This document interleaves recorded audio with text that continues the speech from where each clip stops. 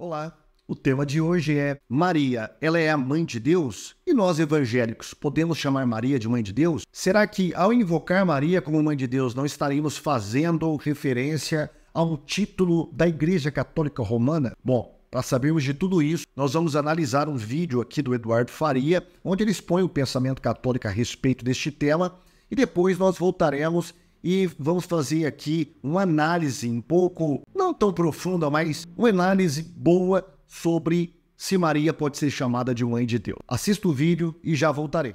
Então, assim, eu vejo muita gente dizendo que Maria não é mãe de Deus porque Deus não pode ter mãe. Esta é uma afirmação falaciosa e que não percebe o seguinte: quando nós dizemos que Maria é mãe de Deus, é lógico que nós estamos apontando para a dignidade de Nossa Senhora também, mas esta é, sobretudo, uma afirmação cristológica. Quando nós dizemos isso, nós estamos afirmando que aquele que foi gerado no ventre de Maria é o próprio Deus encarnado. Aliás, dizer que Maria é mãe apenas do Jesus humano, como se fosse possível separar as pessoas, é uma heresia conhecida como nestorianismo e que já foi combatida pela Igreja.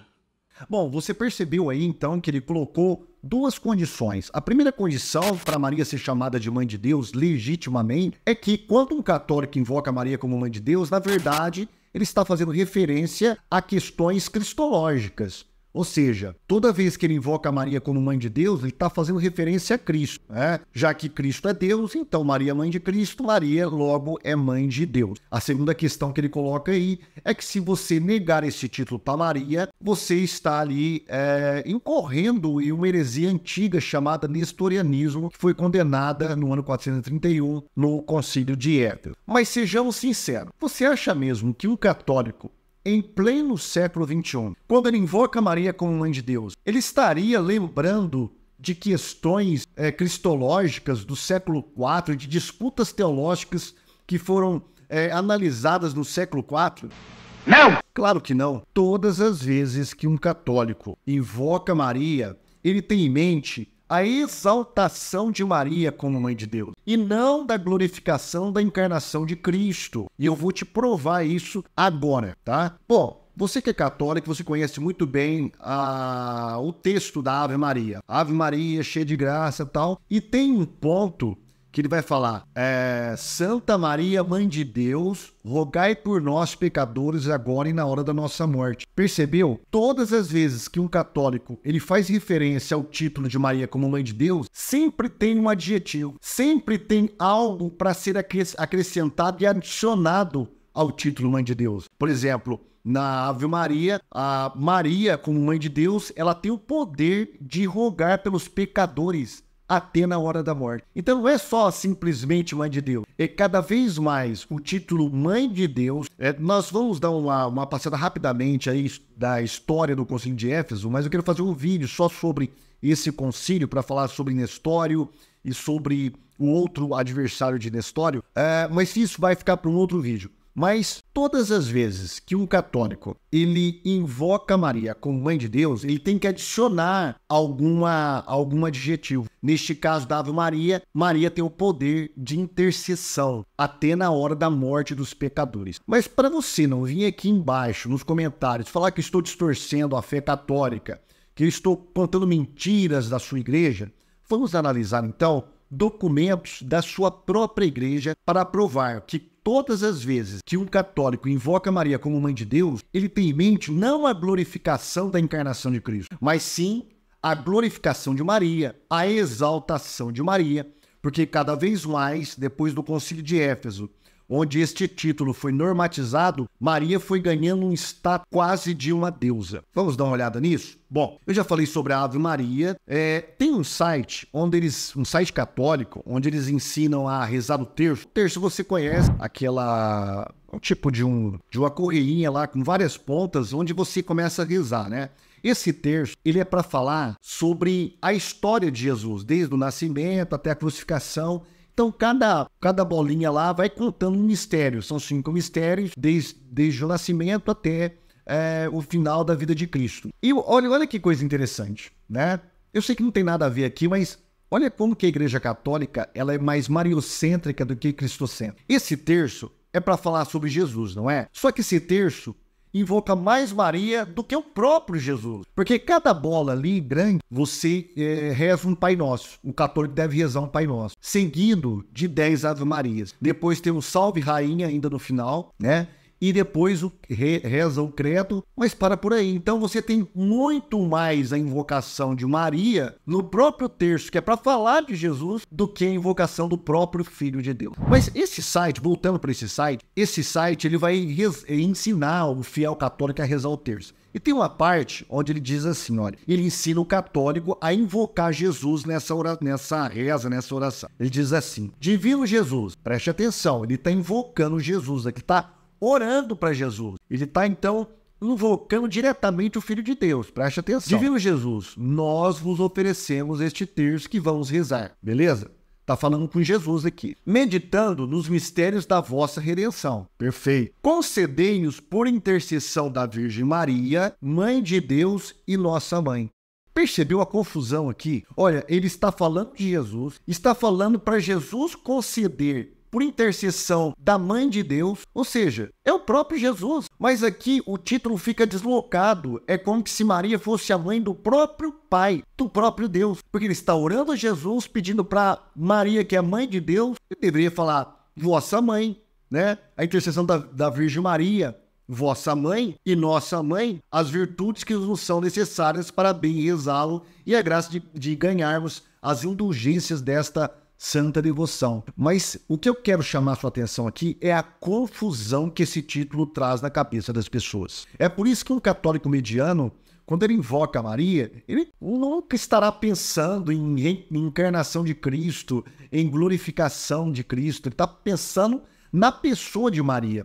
O foco é a pessoa de Maria e não a pessoa de Cristo, como deveria ser, como foi posto no Concílio de Éfeso. Agora, olha que interessante. Eu tenho aqui em minhas mãos um doutor da Igreja Católica, Santo Afonso de Ligório. O livro mais conhecido dele é Glórias de Maria. Este livro aqui, olha, Glórias de Maria. Este livro aqui, ele tem mais de 800 edições e tem um imprimatur do Vaticano, da Igreja Católica. Ou seja, quando a Igreja Católica carimba em um livro, seu imprimatur, imprime a sua está chancelando este livro, ele deve ser lido sem nenhum problema por todos os católicos. Isso quer dizer que este livro não tem heresia alguma. Agora, preste atenção, como que esse doutor, chama doutor da igreja, foi canonizado depois, vai invocar Maria como Mãe de Deus. Veja se isso aqui tem em mente a encarnação de Cristo ou a glorificação de Maria. Aqui na página 291 desta versão que eu tenho, diz assim, ó, ponto segundo,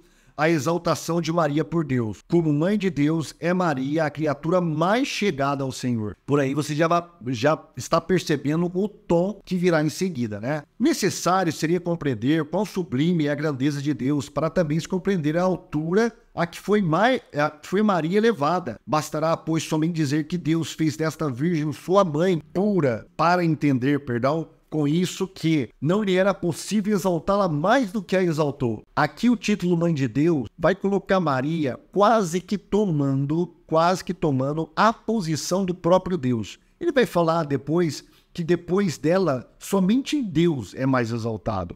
Olha a enxurrada de blasfêmias que esse tal doutor da Igreja Católica vai falar. Mas vamos acompanhar. Apropriadamente afirma Arnaldo de Chartres que em se fazendo filho da Virgem, Deus a colocou numa altura superior a todos os santos e anjos. Exceto Deus, ela é sem comparação mais elevada do que todos os espíritos celestes, como diz Santo Efrem e Santo André de Creta. Interessante que ele vai citando aqui doutores da igreja e pais, né, sem dar nenhuma referência. Muitas dessas citações que ele faz aqui são falsificações, possuem interpolações, não tem credibilidade alguma, mas nessa época aqui, ele é da época de 1600 mais ou menos, se eu não me engano, próximo ali ao Lutero, o cara vai citando assim, a torta direita, né? Aí ele vai dizer, olha que interessante, Anselmo escreve, Senhora, vós não tendes quem vos seja igual, porque qualquer outro está acima ou está abaixo de vós. Só Deus vos é superior, e todos os outros vos são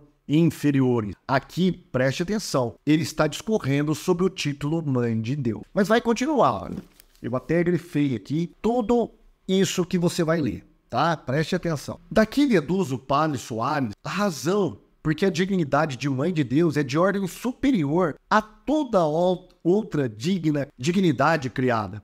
Assevera por isso Dionísio Cartucho, que depois da união hipostática, nenhuma mais próxima que a da mãe de Deus com seu filho. Santo Alberto Magno afirma que ser mãe de Deus é a dignidade imediata depois da dignidade de ser Deus. Olha que absurdo. Por isso diz que Maria não pode ser mais unida a Deus do que foi senão fazendo-se Deus. A Virgem deveria ser mãe de Deus. Precisou, portanto, na linguagem de São Bernardino, ser exaltada a certa igualdade com as pessoas divinas, por meio de uma quase infinidade de graças. Aí ele vai continuar as bizarrices aqui. Como mãe de Deus, é Maria portadora de uma dignidade quase infinita. Segundo São Tomás, tendo Maria sido feita mãe de Deus, em razão dessa união tão estreita com o bem infinito, recebeu certa dignidade infinita, a qual Soares chama de infinita no seu gênero. E aí, na página 294, ele vai continuar essas blasfêmias. Razão teve, pois, o autor da Salve Rainha, de dizer que Deus criou o mundo por causa dessa virgem que havia de ser a sua mãe.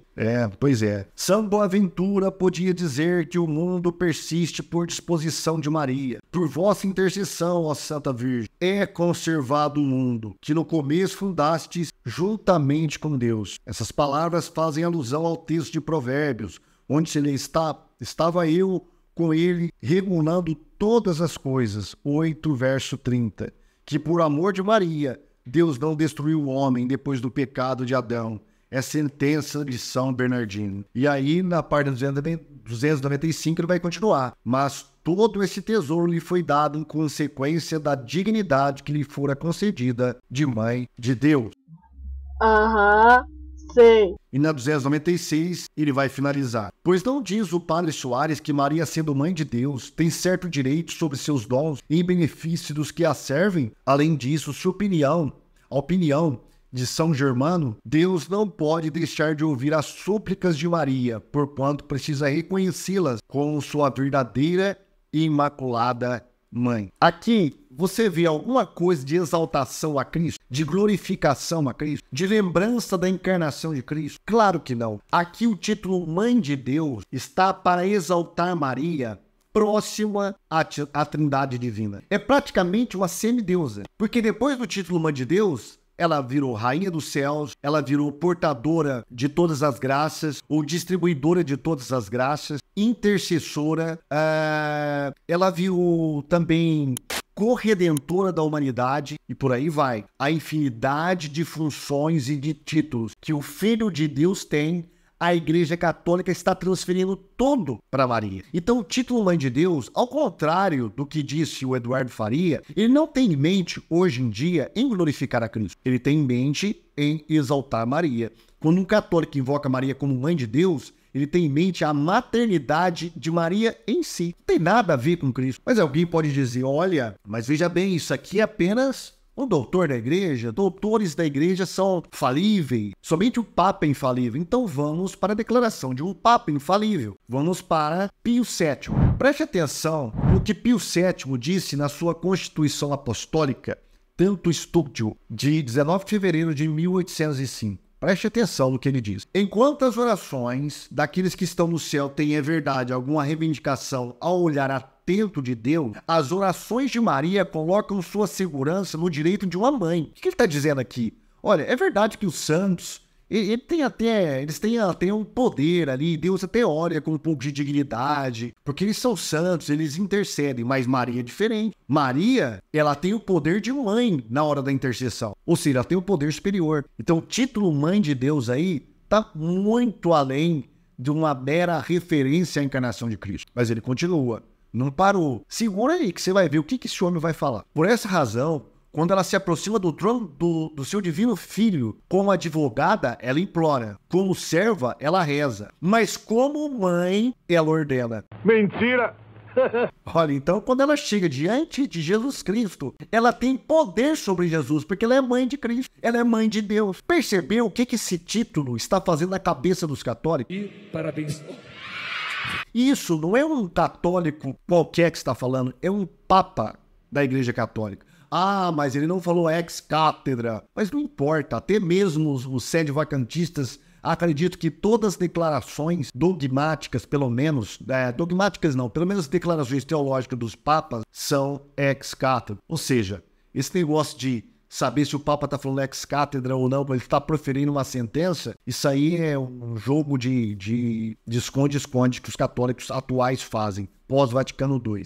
Mas esse termo, ele é muito ambíguo, muito ambíguo. E eu vou falar o porquê. Esse título, na verdade, ele é um título latinizado. Mãe de Deus, Dei Genitrix, ou Dei Mater, ele começou a ser usado depois do século IV. No finalzinho do século IV para o século V, eles começaram a usar o título Mãe de Deus. O título que a igreja primitiva invocava era Theotokos, que é um pouco diferente de Mãe de Deus. Theotokos tem um sentido, que é um termo grego, tem um sentido de portadora de Deus, não é mãe de Deus. E é bem diferente. Deixa eu te explicar. Portadora de Deus não está falando de uma filiação divina com a natureza divina de Cristo. Está falando simplesmente que Maria está portando alguém que é Deus, mas não que ela seja mãe desta parte divina, porque é isso que tem em mente os católicos que invocam Maria hoje em dia. Queiram os teólogos, os apologistas de internet católicos, queiram ou não,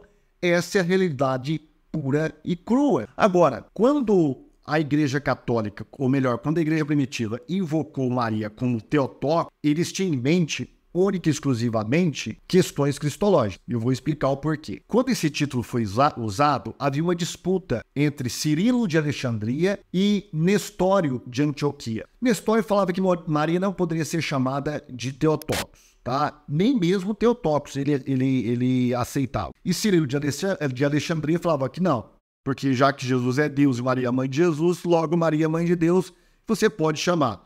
Nestório ficava receoso desse título, porque estava acontecendo algumas coisas ali onde ele era bispo, e as pessoas estavam desvirtuando este título para Maria.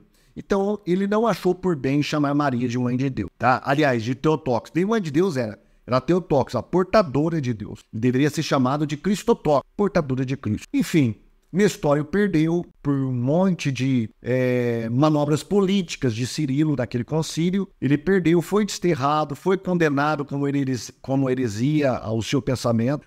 Falaram que eles tinham criado dois Cristos, duas pessoas em Cristo, que é uma tremenda mentira. Depois nós vamos ver isso aí num outro vídeo que eu quero fazer para falar sobre essa questão do concílio de Éfeso. Mas enfim, voltando para o nosso tema aqui, na época do concílio, eles tinham à disposição um título de Mãe de Deus, tá? Alguns autores falam que Cirilo até tinha um título chamado de Mater Theon, ou seja, Mãe de Deus, literalmente Mãe de Deus. Mas o concílio não quis usar esse título, e sim Theotokos, que é diferente de Mater Theon. Ou seja, Mãe de Deus é diferente de portadora de Deus. Completamente diferente. Esse título, Theotokos, ele começou a ser usado 6 ou 7 anos antes do Concílio de Éfeso. E quem vai falar para nós isso aí é um dos maiores mariologistas da Igreja Católica atual. Se eu não me engano, eu acho que ele até faleceu já. Que é o senhor Michael John Carroll, em seu livro Theotokos, Enciclopédia Teológica da Bem-aventurada Virgem Maria. Ele vai dizer que o primeiro uso literário certo do título Theotokos é atribuído a Alexandre de Alexandria, por volta do ano 324, 325, tá? Então, o primeiro uso certo, correto, é de Alexandre de Alexandria, tá? Existe, eu sei, citações de Orígenes e de outros pais da igreja, mas que não dá base para o que os católicos querem provar hoje em dia. O próprio mariologista está falando, olha, o primeiro uso certo vem com Alexandre de Alexandria. Agora, quando que Alexandre de Alexandria usou o título Theotokos para Maria? Foi em uma das suas epístolas contra os arianos, uma epístola chamada Epístolas sobre a heresia ariana e a deposição de Ario. No capítulo 12, ele vai dizer, olha, as primícias da qual foi nosso Senhor Jesus Cristo, que de fato, e não apenas na aparência, carregou um corpo de Maria Theotokos. Agora, quando você vai ver o contexto em que essa passagem de Alexandre está inserida, ele está falando das duas naturezas de Cristo. Ele está falando que Jesus foi gerado eternamente pelo Pai, que essa era a ideia deles na época, né? Que Jesus foi gerado eternamente pelo Pai, ou seja, a natureza divina de Cristo veio da parte do Pai, enquanto que o seu corpo que ele carregou veio da Theotokos, a portadora de Deus. Então, Maria, a natureza humana de Maria, a natureza humana de Cristo está sendo contraposta com a natureza divina de Cristo. Enquanto a natureza divina vem do Pai, a natureza humana e o corpo vem de Maria. É neste contexto que ele chama Maria de Theotokos, tá? Ou seja, eles tinham em mente que, ao invocar Maria como Theotokos, ou mencionar Maria como Theotokos, invocar não, mas mencionar Maria como Theotokos, estava fazendo referência ao corpo de Cristo, à natureza humana de Cristo, e não Cristo como Deus. Bom, vamos continuar aqui. Eu tenho uma passagem agora de Agostinho, tá? Olha como que Agostinho vai se reportar a Maria. Preste atenção, leia comigo. Ele foi extraordinariamente gerado pelo Pai sem mãe, nascido de uma mãe sem pai. Sem mãe, ele era Deus. Sem pai, ele era homem.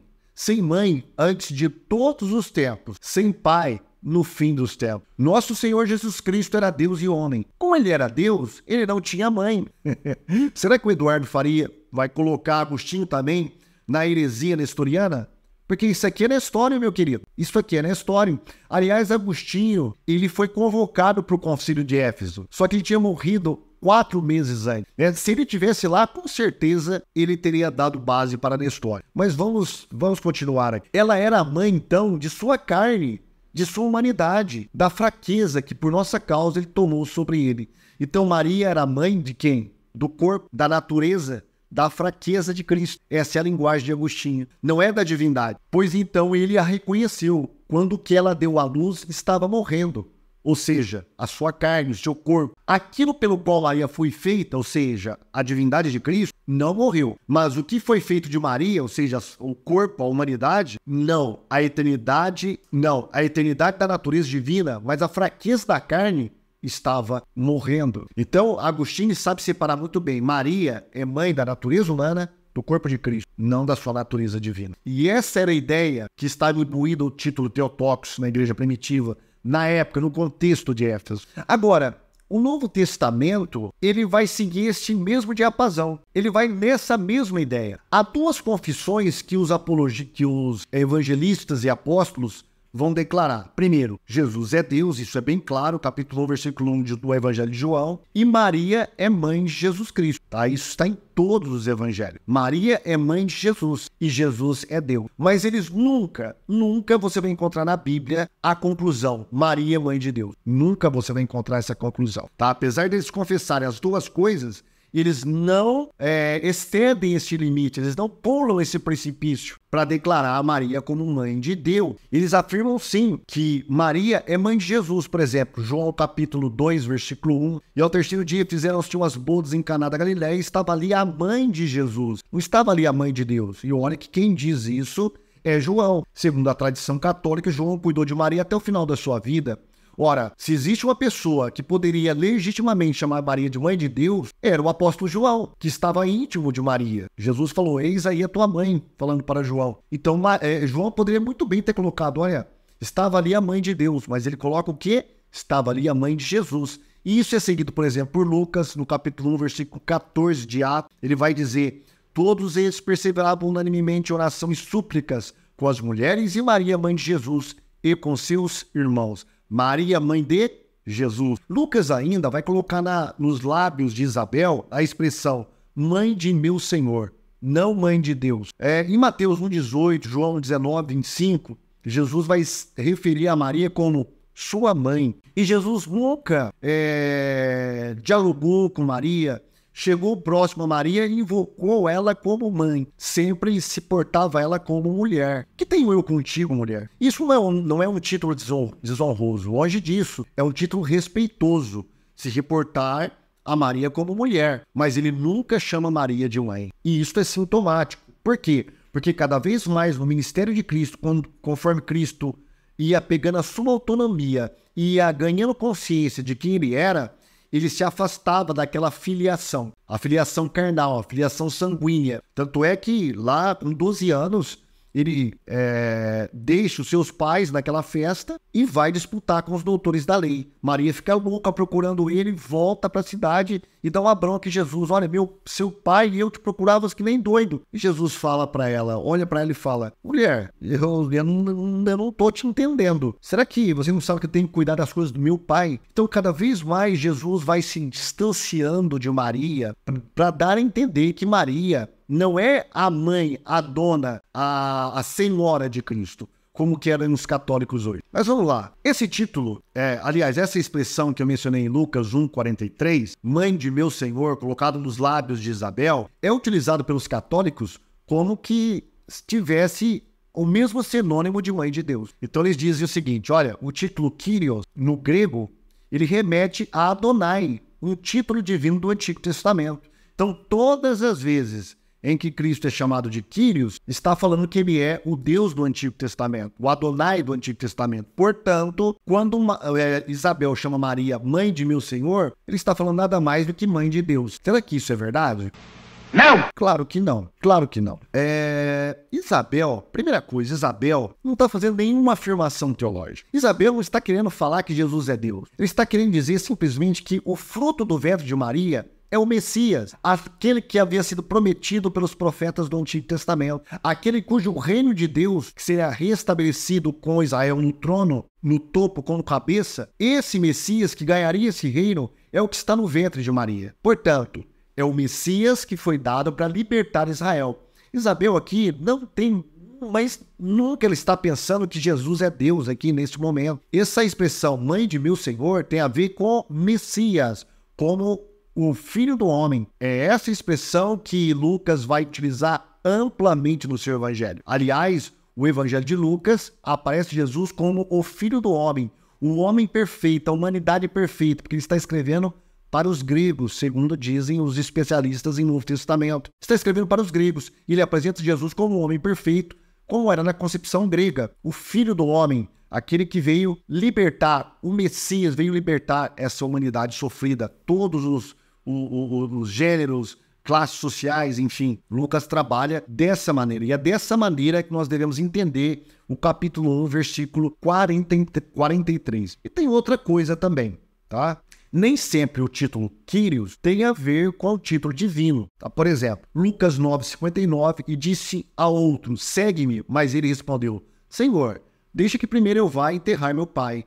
Aqui ele utilizou também a palavra Senhor. Mas aqui o Senhor não está remetendo ao Adonai do Antigo Testamento, é simplesmente está chamando Jesus de Rabi ou Raboni ou Mestre. É esse Senhor que ele está em mente, que ele tem em mente aqui, não o título divino. Mateus 24:48. Mas se aquele mau servo disser no seu coração, o meu Senhor tarde virá, aqui também novamente não tem em mente aqui o título divino, mas está lá a expressão Kyrios, Senhor. E João 20:13 tem uma expressão igualzinha que Isabel usou. Olha o que diz aqui o apóstolo João.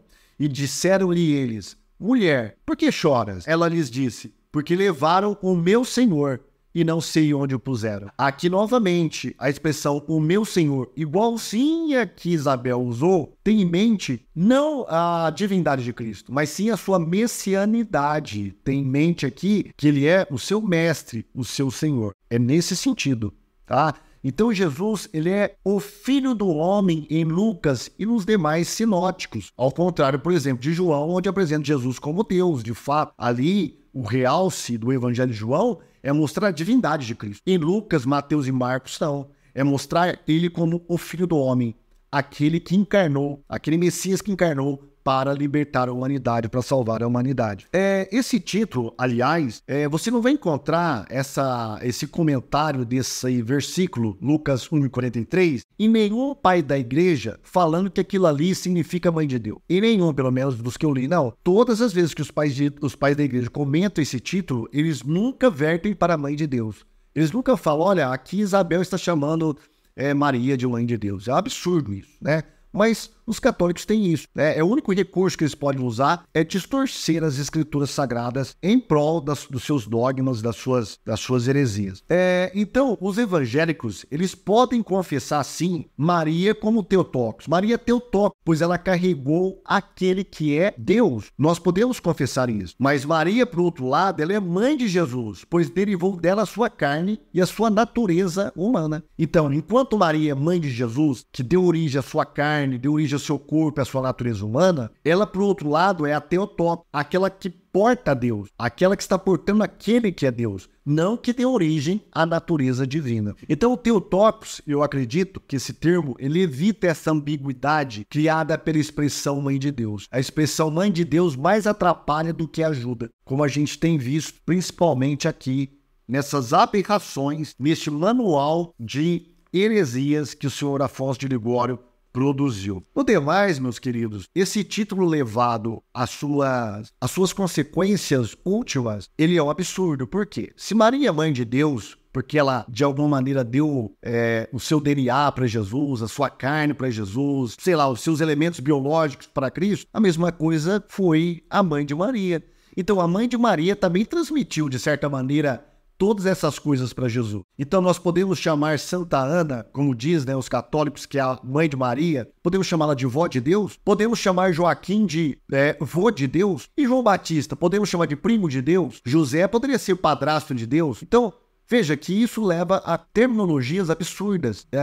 Não é certo chamar Maria de mãe de Deus. Tá no máximo ali, Theotokos, que remete realmente a uma cristologia, e não a mãe de Deus, que já é uma distorção completa desse título para Maria. Para finalizar, então, a verdade do crua é que o título Theotokos, latinizado para mãe de Deus, colocou mais o foco em Maria do que em Cristo. Ele tende mais a exaltar Maria do que glorificar a encarnação de Cristo, tá? Então, um evangélico não é bom usar esse título, não. Nós sabemos que Jesus é Deus, sabemos que Maria é a mãe de Jesus, mas como os apóstolos, nós não vamos declarar que Maria é mãe de Deus. E sim, ela carregou aquele que é Deus, tá? É algo um pouco mais bíblico. E vamos evitar o título mãe de Deus, porque está carregado com um monte de heresias, como nós vimos aqui, ok? Se você gostou do vídeo, de costume, como eu peço, deixe o seu like, deixe o seu comentário, tá? Não esqueça de acionar o sininho para receber sempre vídeos atualizados. E se não é inscrito, se inscreva, distribua o nosso vídeo aí, espalhe o nosso trabalho para a sua igreja, comunidade, para grupos de WhatsApp, para serem abençoados. Que Deus te abençoe e até o próximo vídeo. Tchau!